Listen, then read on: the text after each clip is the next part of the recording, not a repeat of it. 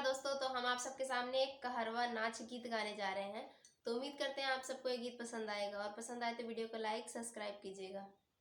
सखी बगिया में झुलनी हेराय गइले, सखी बगिया में झुलनी हेराय गइले, हेराय गइले हो हेराय गइले, हेराय गइले हो हेराय गइले, सखी बगिया में झुलनी हेराय गइले, सखी बगिया में झुलनी हेराय गइले।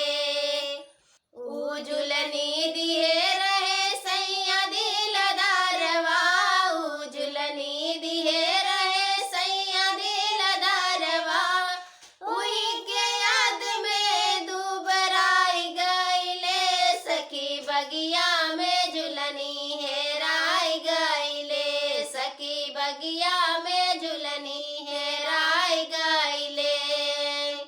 हेरिदा झुलानी मोरी साखी रे सहेलिया, हेरिदा झुलानी मोरी साखी रे सहेलिया, यही के चक्कर में घबराई गइले, सखी बगिया में झुलनी हेराय गइले, सखी बगिया में झुलनी हेराय गइले।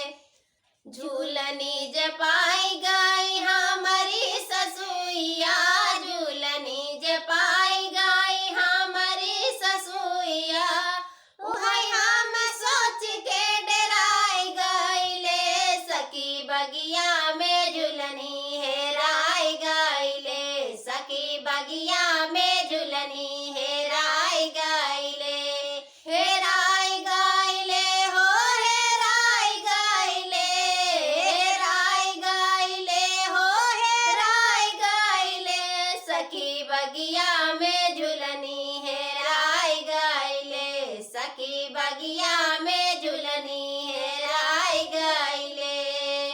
तो उम्मीद करते हैं आप सबको पसंद आया होगा। धन्यवाद।